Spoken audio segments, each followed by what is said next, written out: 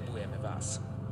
Podrobnosti nájdete na Lumen.sk alebo na telefónnom čísle 0918 593 760. Spoločne to dokážeme. Ďakujeme.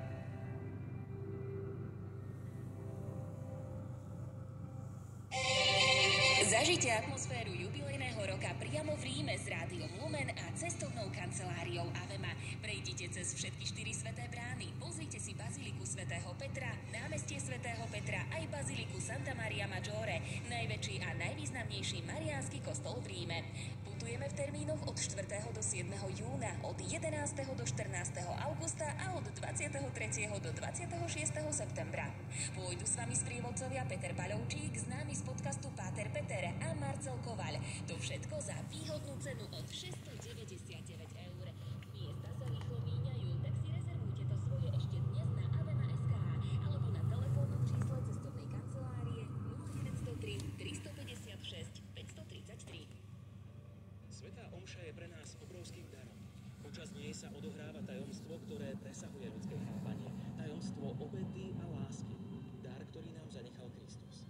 Neskutočná vďaka zaň je v riadkoch knihy biskupa Jozefa Halka viac než zjavná. Kniha vám pomôže lepšie porozumieť jednotlivým súčastiam celej svätej omše. Privedie vás k hlbšiemu prežívaniu tohto veľkého daru.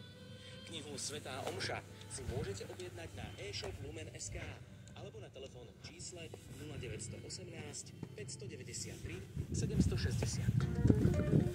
Reklama. Počasie. V noci a zajtra bude jasno až polooblačno, ojedinele zväčšená oblačnosť, výnimočne môže slabo snežiť. V noci bude chladno od -5 do -11 stupňov, v údoliach aj do -17. Denná teplota sa bude pohybovať od 0 po +6 stupňov. Fúkať bude slabý cez deň na západe juhovýchodný vietor do 25 km za hodinu. Dopravný servis. Nehoda je za Radošovcami smerom na Mokrý Háj. Prejdete striedavo a rátajte so zdržaním. Po zvolení na hlavnom ťahu pri odbočke na Krupinu sa zrazili dve autá. Premávku usmerňuje polícia a krátko sa zdržíte. Na konci R3 pred Sedliackou Dubovou smerom od Širokej sa zrazil kamión s osobným autom, aj tu sa krátko zdržíte. Za Námestovom smerom na Zúbrohlavu je takisto nehoda. Premávku riadi polícia, rátajte so zdržaním.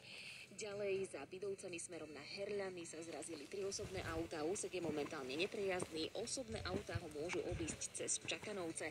Pred Helinným smerom z Hanušoviec nad Topľou skončilo nákladné auto s návesom v priekope. Prejdete striedavo, rátajte tu aj so zdržaním. Kolóna je v Bratislave na Gagarinovej smerom do Brakune. Čakáte 10 minút. Na vjazde do Hlohovca smerom z D1. Zdržíte sa 20 minút. Pred Kysuckým Novým Mestom smerom zo Žiliny tu čakáte takisto 10 minút. Aj na výjazde z Martina smerom na Košťany nad Turcom. Na D2 pri Lamači smerom do Bratislavy je v odstavenom pruhu pokazený kamión. Dávajte si tu pozor a na R1 za Banskou Bystricou smerom na Zvolen je mimo cesty vrak havarovaného auta.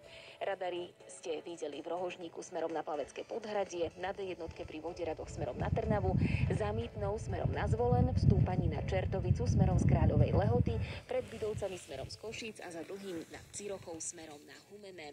A ešte aktuálne pribudla aj dopravná nehoda v Prešove na Volgogradskej pri čerpacej stanici Shell smerom von z mesta. Prejdete striedavo, ale rátajte tu so zdržaním. Dávajte si pozor a šťastnú cestu.